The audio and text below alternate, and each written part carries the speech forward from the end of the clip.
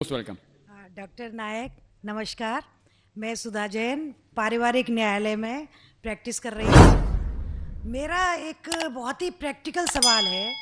अभी आपने बताया कि हम महिलाओं के लिए हमारे मुस्लिम धर्म में हम महिलाओं को बहुत 75% हम सम्मान देते हैं, उनके अधिकार हैं, उनके राइट्स हैं। तो मेरा एक सवाल ये है जो कि मैं आए दिन देखती हूँ कि जो आपके जो मुस्लिम धर्म के अनुसार जो तलाक का जो सिस्टम है, 3 बार तलाक देने के बाद उस पर जो इद्दत पीरियड का जो केवल मेंटेनेंस मिलता है, उसके बाद एक अनपढ़ एक ऐसी महिला जो अपना सोर्स ऑफ इनकम उसका कुछ भी नहीं है, उसको किसके सहारे पर छोड़ दिया जाता है। हमारा धर्म जो मुस्लिम धर्म है उसमें कोई ऐसी व्यवस्था कर दी जाए जिससे कि ऐसी महिलाओं को जीवन जो आसानी से कट सके। Thank you. बहन ने एक बहुत अच्छा सवाल पूछा। उन्होंने ये कहा कि इस्लाम मज़हब में जब किसी का तलाक होता है तो बहुत से अनपढ़ ख़वातीन जिन्हें इल्म नहीं होता, उनको जीने के लिए कुछ पैसा नहीं होता, तो कुछ ऐसा मेंटेनेंस जिस तरीके से होना चाहिए कि नहीं। जो इसके मेन वजह है जो आज के माशरे में ये हो रहा है वो है कि इस्लाम का कम इल्म होने के वजह से ये चीज़ हो रही है। अगर हर इंसान इस्लाम मज़हब को सही तरीके से समझ सके तो मैं ये कहना चाहता हूं कि जो हुकूक ख़वातीन के इस्लाम में है वो कोई भी मज़हब में नहीं, कोई भी सोसाइटी में नहीं है। पहला चीज़ ये कि हम देखते हैं कि हमारे हिंदुस्तान के कल्चर में आमतौर पे किसी की शादी होती है जब, तो अक्सर औरत मर्द को दहेज देती है, उसे कहते हैं डाउरी, डाउरी देती है आमतौर पे। और इस्लाम में उल्टा है। इस्लाम में अल्लाह ताला फरमाते हैं सूरह निसा में सूरह नंबर 4 आयत नंबर 4 में कि जब भी आप शादी करो तो अपनी होने वाले बीवी को एक गिफ्ट दो, तोहफा दो। हम जिसे कहते हैं महर। महर निकाह होने के लिए फर्ज है। हमारे इस देश में आमतौर पे उल्टा होता है कि वो औरत होने वाले मर्द को दहेज देती है और मार्केट के ऊपर डिपेंड होता है। अगर वो डॉक्टर है तो मांगेगा 1 करोड़ रुपया या 10 लाख, डिपेंड कौन से इलाके से आता है। इंजीनियर है तो 5 लाख, ग्रेजुएट है तो 1 लाख, जैसे भेड़ बकरियों का बिकते हैं। और अफसोस की बात है कई मुसलमान भी इसको अमल करते हैं, बिल्कुल गलत है। इस्लाम में दहेज लेना औरत से जबरदस्ती बिल्कुल हराम है। उल्टा होने वाले शोहर को महर देना चाहिए और अपने बराबर का महर देना चाहिए। लेकिन अफसोस की बात है कि दहेज लेना छोड़िए, अगर हिंट भी देना, दहेज को हिंट देना कि मेरा बेटा मर्सिडीज कार में घूमना चाहता है, हिंट दे रहे कि उसको दहेज में मर्सिडीज कार चाहिए। मेरे बेटे को 4 बेडरूम फ्लैट में रहने की आदत है, इंडिकेशन हिंट दे रहे कि मुझे दहेज में 4 बेडरूम का फ्लैट चाहिए। ये बिल्कुल इस्लाम में हराम है। जबरदस्ती मांगना, अगर खुशी से, अगर उस लड़की के वालिदैन कुछ देना चाहते तो आप ले सकते खुशी से, जबरदस्ती आप ले नहीं सकते ना। आप उसको हिंट दे सकते कि मुझे फ्लैट दो या पैसा दो। इस्लाम में उल्टा है। इस्लाम में औरत को महर मिलता है शादी में, और महर निकाह होने के लिए फर्ज है। और महर ये खुद औरत भी तय कर सकती है कि मैं तुमसे शादी करूंगी जब तक आप मुझे 1 लाख रुपया नहीं देंगे। वो अलग बात है कि अगर वो गरीब शौहर है, गरीब आदमी बोलेगा मैं 1 लाख नहीं है, आप कोई दूसरे मर्द को ढूंढो, मैं दूसरी लड़की को ढूंढूंगा, ये भी जायज है। तो वो लड़की दूसरे शौहर को ढूंढेंगी, ठीक है ना।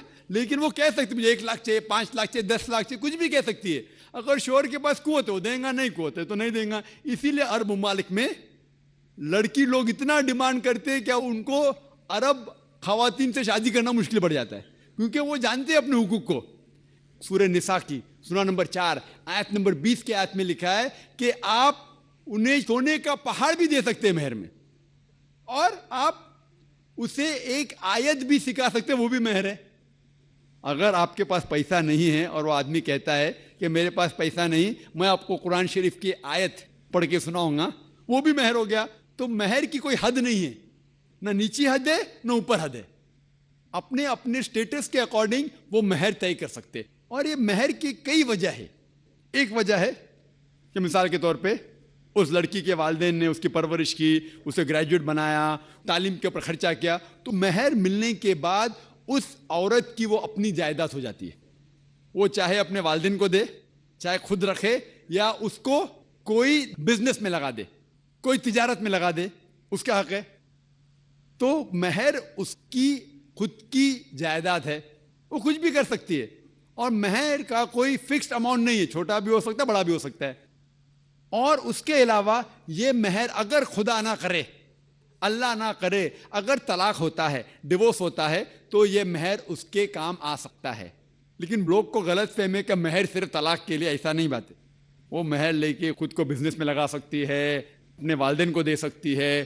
اور جہاں تک کہ اس کا خود کا سوال ہے, اسلام کے اندر جتنے فائنینشیل ایسپیکٹس ہے خرچہ اس کا, شادی کے پہلے ذمہ داری ہے اس کے والد کی اور اس کے بھائی کی, شادی کے بعد ذمہ داری اس کے شوہر کی اور اس کے بیٹے کی.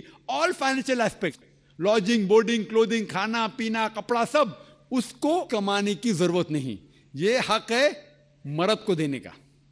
تو financially she is more strong, she is very strong financially. جہاں تک کہ مالی حالات میں اسلام میں عورت کا درجہ بہت اونچا ہے. جہاں تک کہ بہن نے سوال پوچھا کہ طلاق ہونے کے ٹائم پہ اسے مینٹیننس کیوں نہیں ملتا, بہت اہم سوال ہے. پہلے ہم یہ جان لیں کہ جب اللہ سبحانہ و تعالیٰ خواتین کو اتنے حقوق دیے, حقوق دینے کے باوجود اللہ سبحانہ و تعالیٰ عدل کرتے ہیں, جسٹ ہے. کیونکہ جب بھی طلاق ہوتا ہے گھاٹے میں جاتا ہے مرد اسلام میں زیادہ. کیونکہ جب طلاق ہوتا ہے اسے اگر وہ مہر نہیں دیا ہوگا, دینا فرض ہو جاتا ہے. بھلے وہ مہر 50,000 ہو, 1 لاکھ ہو, 5 لاکھ ہو, 10 لاکھ ہو, وہ اسے طے کرنا چاہیے. جب مہر دیتا ہے تو عورت کا نقصان کچھ نہیں ہوتا. اور طلاق ہونے کے بعد آدمی بھی شادی کر سکتا ہے, عورت بھی شادی کر سکتی. جب طلاق ہو جاتا ہے اسے مہر تو مل جاتا ہے, جب نئی شادی کرتی ہے نیا مہر ملتا ہے. آپ سوچئے, آدمی جب نیا شادی کرتا ہے اس کو نیا مہر دینے پڑتا ہے, تو آدمی نقصان میں ہے.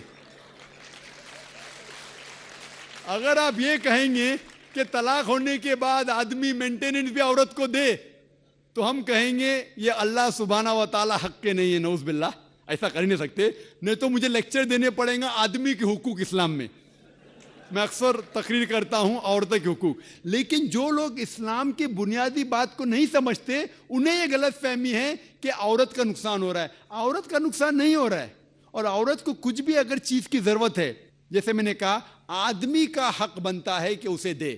شادی کے پہلے اس کے والد اور اس کے بھائی, شادی کے بعد اس کے شوہر اور اس کے بیٹے. اور اگر یہ نہیں بھی دے تو معاشرے کا فرض ہے کہ عورت کو سنبھالے. معاشرہ نہیں کر سکتا ہے, اگر اسلامک حکومت ہے, حکومت کا فرض ہے کہ عورت کو سنبھالے, اس کی پرورش کرے. یہ اسلام میں. لیکن اگر آپ اس کے بعد کہیں گے طلاق ہونے کے بعد آدمی اسے ہر مہینہ اور 1,000 روپیہ دے, 5,000 روپیہ دے, تو یہ آدمی پہ ظلم ہوئے گا. لیکن جو مہر طے ہوتا ہے شادی کے پہلے نکاح میں, کیا مجھے چاہیے 5 لاکھ روپیہ, اسے وہ سنبھال سکتی ہے. اسے کوئی تجارت میں لگائے اور اس کی آمدنی لے سکتی ہے. اگر کوئی شک ہے کہ ہو سکتا ہے میرا طلاق, کبھی بھی شادی ہوتی تو طلاق کا گمان تو رہتا ہے دماغ میں کہ طلاق ہونے والا ہے, ہو سکتا ہے. لیکن اس کے لیے اسلام نے اسے الحمدللہ کئی چیزیں سے حفاظت کی ہے. تو مہر جو ہے اسے کئی فائدے ہیں. اور اس کے باوجود حدیث محمد صلی اللہ علیہ وسلم کی کہ اگر کوئی آدمی اپنی بیٹی جس کا طلاق ہوتا ہے اس کی حفاظت کرتے تو بہت ثواب ملتا ہے. تو اسلام میں جو طلاق شدہ عورت ہے اس کے لیے الحمدللہ کئی طریقے ہیں جس سے اس کی حفاظت کی جاتی ہے. جو آپ جو کہہ رہے ہیں وہ یہاں کے معاشرے کے بارے میں کہہ رہے ہیں, تو میں کہتا ہوں کہ یہاں کے خواتین کو اپنے حقوق خود پتہ نہیں, ان کی غلطی ہے, اسلام کی نہیں. ہمارے خواتین اور ہمارے مرد خود نہیں جانتے, طلاق کیسا دینا جانتے نہیں. غلطی کس کی؟ اسلام کی. اسلام کی نہیں, اسلام کے فالو کرنے کی, مسلمان کی. اگر آپ اسلام کو جاننا چاہتے ہیں تو مسلمان کو مت دیکھیے. جس طریقے سے آج میں نے کہا, آپ اگر مرسیڈیز کار کو جاننا چاہتے کتنی اچھی ہے, اگر کوئی ڈرائیور جو ڈرائیونگ نہیں جانتا ہے اس کے پیچھے بیٹھا اسٹیئرنگ ویل کے اوپر اور مرسیڈیز کار کو ٹھوک لیتا ہے, تو غلطی کس کی؟ مرسیڈیز کار کی کہ ڈرائیور کی؟ ڈرائیور کی. اسے مرسیڈیز کار چلانے آتا نہیں, تو اسی لیے اسلام کو اگر جاننا چاہیے تو آپ قرآن کو پڑھنا چاہیے اور صحیح حدیث کو. یہ افسوس کی بات ہے کہ کئی مسلمان خود نہیں جانتے قرآن و حدیث میں کیا لکھا ہے, کس طریقے سے طلاق دینا چاہیے, کس طریقے سے برتاؤ کرنا چاہیے اپنی بیوی کے ساتھ. اسی لیے میں تقریر کر رہا ہوں, تو لوگوں کو قرآن اور حدیث کے قریب لے کے آؤں. Hope that answers the question.